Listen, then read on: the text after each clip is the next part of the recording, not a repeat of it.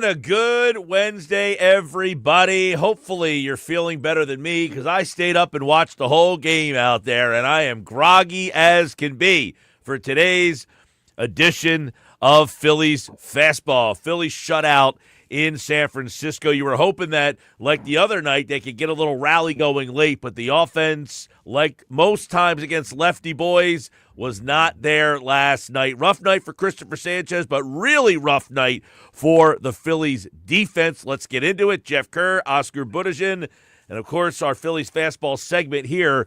You got a lot of things to look at. Last night was one of those games where you say, okay, this defense not capable, not good enough, but this offense that we talk about almost daily, boys, really was a culprit last night. Oscar, we'll start with you. 0 for 6 runners in scoring position, 8 guys left on base. I feel like that stat is coming up almost daily. Yeah, it was ugly. I mean, it was ugly. It's probably the ugliest, if the ugliest game of the year in my view. Cristopher, his velocity is down on his sinker is down 2 miles an hour. I don't think there is much concern in my view with regards to long term with him, but he definitely was having issues locating his pitches.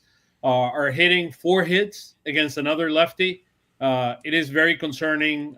This team cannot do anything against lefties. Now I think we're 2 and 4 for the season against lefties, and it's something somebody has to do something about it. And the defense was horrendous, to be honest with you. I mean, look, the reality, Kemp is not a capable left fielder, and having Brian De La Cruz down in AAA and not having the ability to be able to be up here and then play at least much better defense in left field, it is an issue in my view. Jeff, we talked a lot about Kemp and his offense, what he brings offensively, but is it enough offense to be able to keep putting him in left field? What do you think about that? He just hasn't had the at-bats. I mean, let's be realistic here. He hasn't. And look, I'm concerned about their hitting against left-hand pitching too, because it's bad. They're last in batting average. They're OPS. They're 28th, right? This is not good. But how many opportunities have they had against lefties? Left-hand starters it's a trend. I'm going to say that. But look, this team was pretty good against left-hand pitching last year with a lot of these guys: Edmundo Sosa, Otto Kemp. Look, Alec Bohm. Schwarber was hitting really good against lefties. But Alec Bohm not playing last night did not help. Dylan Moore playing second base last night. That was a weird one. It was just, I don't know. I don't want to say it felt like a throwaway game, but it didn't look like a game where it just didn't feel like it was their night. But I agree with you, Oscar, with Kemp's defense. You just can't have this in left field. And in that stadium, Jeff, in that stadium, I mean, opening, and I understand why they brought Kemp in. Having Kemp in left field is a liability. We knew it was going to happen. I mean, we talked about it yesterday. There was going to be issues on defense in left field. I mean, that ball over his head, I mean, basically it could cost the game. I mean, as simple as that. Well, it did cost them the game because they didn't score any runs. So that's how I look at it. You're right about that. It didn't cost them the game because they didn't score any runs, but it is deflating that you got a major league left fielder who can't make a play where the ball is pretty much hit right at him, and then he's floundering around like a dead fish on the warning track out there. It's just not a good look. Now, you're right. Their offense got nothing going, but you got your right-handed guys against lefties, Robbie Ray, and Kemp 0 for 2. 0 for 4 with 2 strikeouts. Dylan Moore 0 for 3. Sosa did have a hit. So those guys, who had to play because Bohm apparently had a groin tightness in the groin there. But you also had Realmuto last night. X-rays negative, so you lost him, and Marchand was 0 for 4 with the strikeout. That bottom of the order that had been giving you a little something gave you nothing last night. Yeah, sure. And you know what? This is where my frustration lies with Kemp, right? He's supposed to be a hitter. Look at those numbers. 091, 258 OPS, 0 for 4, 2 strike. If he doesn't hit, this is where I agree with both of you guys. You just can't put him out there. He has to hit to make up for that defense. Yep. I just go back to we have issues in the outfield. We wanted to have a platoon. I understand why Kemp is here. I understand that he's bad. It's something that we want to continue to grow. He has shown throughout his career that he can hit and that he's a hitter. But the reality is he's not a left fielder. He's not playing enough in left field to be able to be a left fielder. And those are the things that happens. the other thing is yesterday you had a combination of three major things here. You only got 4 hits. I mean, your ace allowed 11 hits in that game. Yeah. Ooh. And in addition to that, you make 2 errors. So, I mean, the combination, you had the 3. I mean, there's no way you were going to win the game yesterday. I mean, 4 hits, you allow 11 hits, and at the same time, you commit 2 errors. And not a game. No, Oscar, you're right. It's not a game you were going to win, whether or not Kemp makes a play or maybe gets a base hit. But it does show the lack of depth to this bottom half of the roster a little bit. I would ask this question: Dylan Moore, is he really a necessity on this team? Can't Kemp fill the Dylan Moore position and then bring De La Cruz up? Now you have a real. That's where I agree. And by the way, quite frankly, Dylan Moore has more experience playing left field than Kemp does. Why not just play Kemp at third, let Moore play left field, and play Sosa at second base? Why? Now, I get it. If you're committed to Kemp playing left field, strict platoon, you got to let him go out there and play. But in the beginning of the season, maybe you should have said, hey, Kemp is not our platoon left fielder. We're going to use him as a third baseman, a first baseman, and as a right-handed bat off the bench. But I get it. They also want him to play more. Here's a question I have for you guys. If Dylan Moore doesn't have the March 21st opt-out in this contract, is he on this baseball team?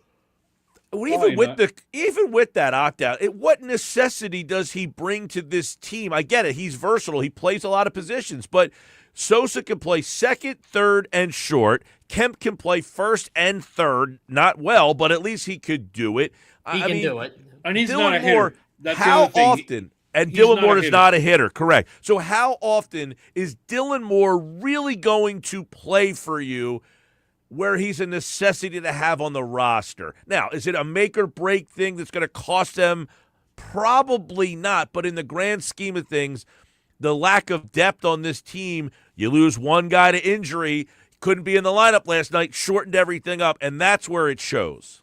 Also, I got to point this out because I do like Rafael Marchand as a backup catcher, but he's been off to a bad start too with the pitching staff. He was the catcher for Taijuan Walker's both starts. We've seen how that went. I mean, Cristopher Sánchez, and you're right, Oscar. His sinker velocity was down. He didn't have his best stuff, but how much does Marchand call in the game instead of Realmuto affect? Let's not blame Marchand for the Taijuan Walker starts.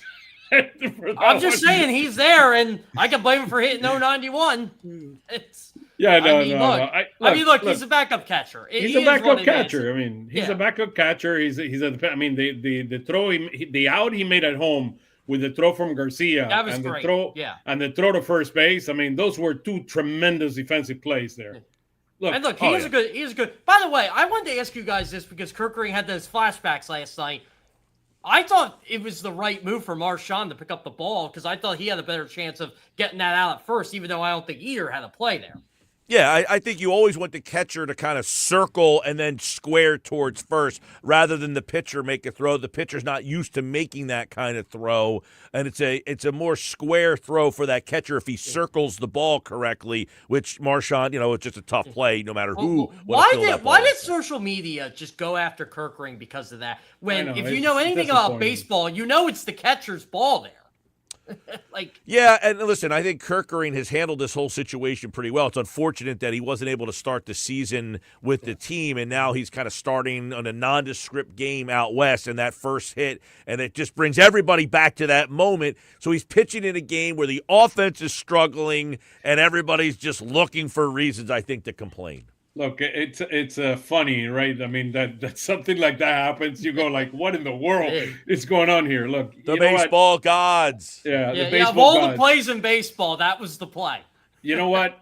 I move on. What happened last year happened last year. Let's focus on this year and let's find a way to win. And one thing that was concerning yesterday was Cristopher Sánchez. I mean, that to me, allowing 4 runs, 2 of them earned. The defense issues around that, but 11 hits is not common. In the last start, you saw the 4 bases on balls.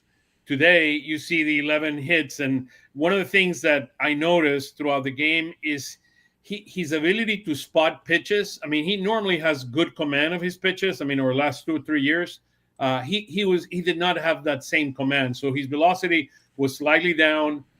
His command was not there, and he was frustrated. He felt frustrated. So, look, it's the beginning of the year.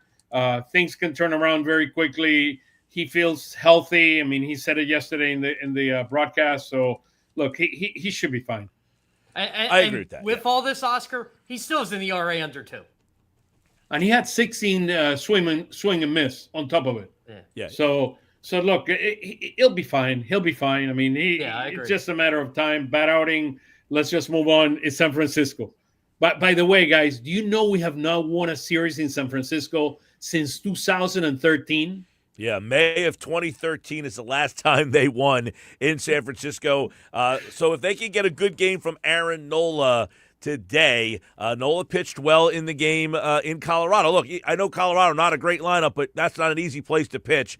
He gives up 1 run in that win out there. We'll talk a little bit about Nola in just a bit there. But, obviously this lineup, we've been talking about the lack of ability against left-handed pitching, guys. And, man, the numbers in the splits are really bad. Oh man. By the way, lefties. Oscar, I love this chart because it just shows you how much they're struggling to even score runs right now. 3.8. They're not scoring runs, and we're the only ones in red in both. And I decided to take out runs against you per game and put ERA. Take a look at it. We're the only ones in red that have both in red. I mean, and it's actually amazing they're only a game out of this thing.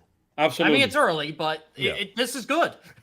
By the way, our friend Phillies tailgate Tyler over there, the splits against lefties this year, they are hitting 158 with 32 strikeouts, a 268 on base percentage. Against righties, a 260. So the difference is 260, almost 100 points higher batting average. And you know what the irony of this is? Like, they were good against left-handed pitching last year. You could justify Mundo Sosa playing every day. You could justify the platoon, like whoever it was. And I think a lot of this had to do with Harrison Bader being here too at the end of the year. But like, this team mashed lefties last year. But I agree with Oscar 100%. Everybody knows that's their weakness.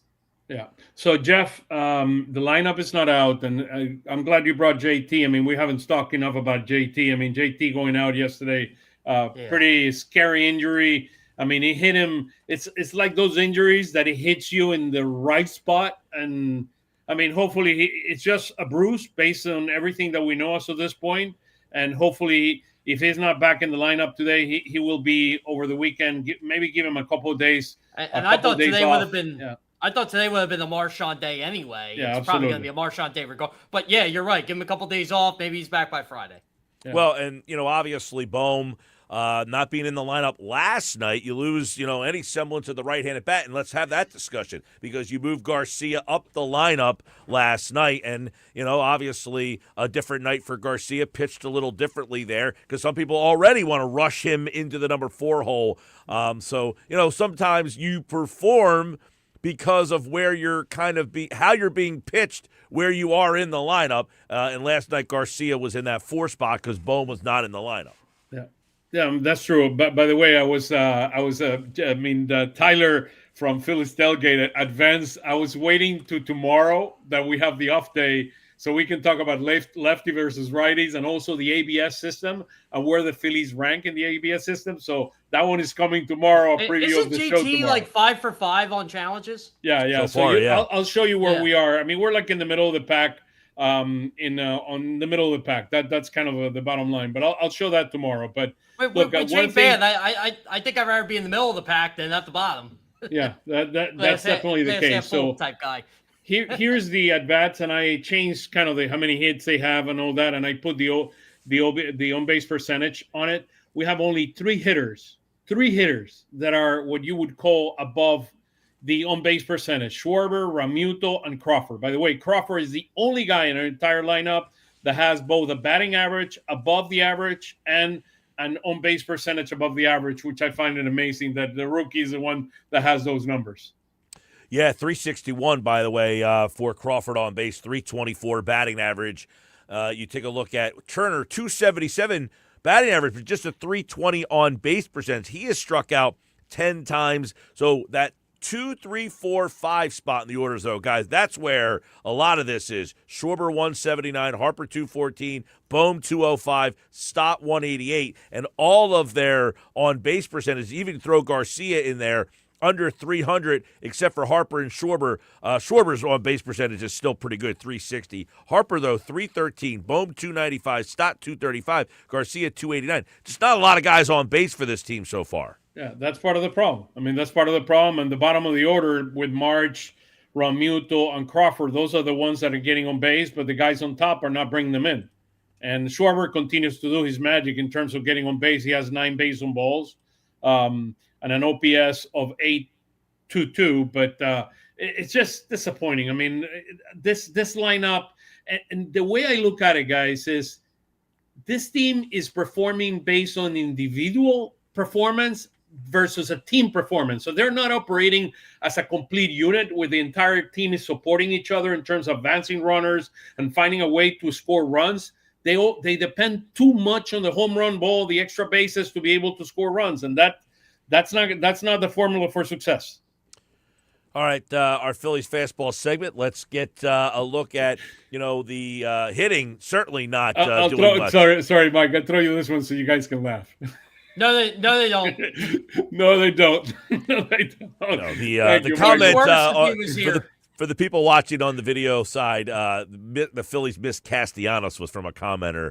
I would have to say no. Even if Garcia was hitting 110 right now, he threw a guy out at the plate last night with a laser. His right field defense has been significantly, noticeably different than what Castellanos brings. And by the way, Castellanos has not done much in San Diego, and nor has Bader in San Francisco. It's almost like the Phillies knew. No one ever wants to give him credit for anything, but I think they knew, Jeff. What they knew is they couldn't have him in this locker room again. I think that's what they knew, right? Yeah. And that you could probably make a case that they couldn't have him in this locker room if he was a productive hitter. It was that bad. It seemed like. If he was, even if he was, like, I think it's hard to justify getting rid of him. But yeah, I would agree. Like, it just felt like it. At least when Oscar and I were in the clubhouse last year, especially toward the end, it looked like the point of no return. And I still remember making the comment. When he was making his comments after game 2, I said, that's a guy who's got his foot out the door. Yeah. Well, let's look forward to the game coming up at 3:10. The Phillies and the Giants. They'll face Tyler Mahle, who struggled against the Mets on Friday night. 5 runs, 8 hits in his 5 innings of work. The Phillies will counter, of course, with Aaron Nola, who pitched well in his last game out in Colorado after an uneven performance on his opening start against the Rangers here. And look, Nola is in a spot now where, hey, they need a good version of Nola here. Otherwise, you risk kind of losing this series. And then having the thought of, all right, what is Aaron Nola? If Nola can have a good start here, I think that will put some momentum towards his season. Well, this is the reality of this game. Nola has not done well at Oracle Park. He's 0-2 with a 10.91 ERA. And versus really San Francisco, in his career, he's 3-3 with a 7 ERA. So that is concerning. Miley's not good. Remember, Miley have pitched his career in Cincinnati, in Texas, and in Minnesota. Now he's getting into Oracle Park. In Oracle Park, he's 1-4 with a 5.60 ERA, but against the Phillies, he's 1-1 and 3.43. So bottom line, Nola has not fared well against San Francisco, and a 10.91 ERA in Oracle Park is a little scary. No doubt about it. And, you're kind of putting this in his lap now to say, hey, we need a big bounce back here because, last night you're expecting to get that night from Sanchez that you didn't really get. Not that they had to use the high leverage guys in the bullpen, but you don't want to have to go to the bullpen early in this one. And keep in mind, you got Luzardo. I'll give Mike some love there. You just made up for the Castellanos comment. Yeah, Aaron Nola day. Yes, it is. It's Nola day. But keep in mind, they do have the day off tomorrow. So if Nola struggles a little bit here, I wonder if they turn to that bullpen and, you didn't have to use the high leverage guys last night. So you got the final game. By the way, it's a 3:45 first pitch, not 3:10. They do have the day off tomorrow before they come home on Friday against Arizona when Luzardo will pitch. I have to laugh at this, by the way. We were talking about Adolis Garcia. How about all the stuff he wears when it's cold out? Oh, I my said to my goodness. girlfriend last night, I said, there's no way it's that cold out there. I mean, he looks like it's what was it last night? Maybe in the 50s. He looked like it was like I was going to Alaska or something in December.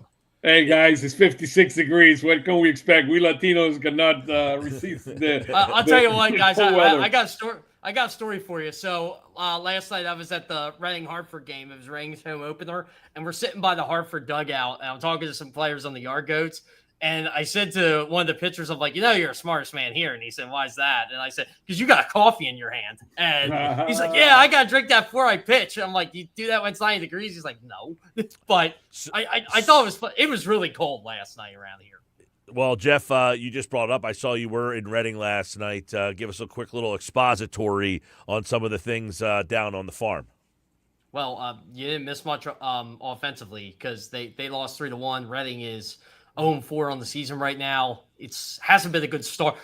Dante Nori, though, he had 2 hits last night, both singles. I think trying to remember, he did steal base last night, what I recall. By the way, I talked to Nori for a while last week, and he's going after Aidan Miller's stolen base record of 52. He thinks he can get 70, maybe even 100, because of the disengagement thing. It's 1 disengagement now in Double-A instead of 2.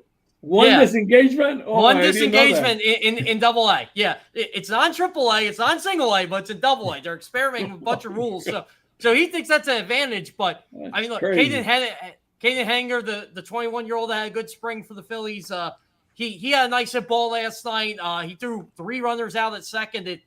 Look, there's some promise on this team. They're just not putting everything together yet. And it's hard to come back from an 0-4 start. Hard to come back from an 0-anything start. But, I mean, right now Reading team-wise, it's not good. But you're seeing some promise out of a lot of play. Arun Escobar had a couple nice plays in the field last night, too. He's a player, man. He's a ball player. He is a good player. And his pedigree, it speaks loud. And just one thing, Mike, before we go. Maley, the Phillies against Maley, Schwarber has 2 home runs against them, and Dylan Moore has a home run. He's 1 for 2 with a home run against them. So they hit 308 against him. So that's an opportunity. And then the other thing that I was looking, remember, teams and changings constantly. So the current San Francisco lineup against Nola or team against Nola, 178.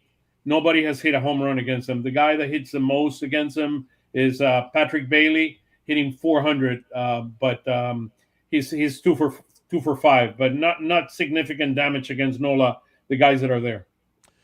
All right, boys, 3:45 is the first pitch for the Phillies. It's Nola and Maley today. Day off tomorrow, but not a day off for Phillies fastball. We'll get you ready. The Phillies will take Arizona. It's Luzardo and Soroka on Friday. Saturday, you got Taijuan Walker against Brandon Pfaadt.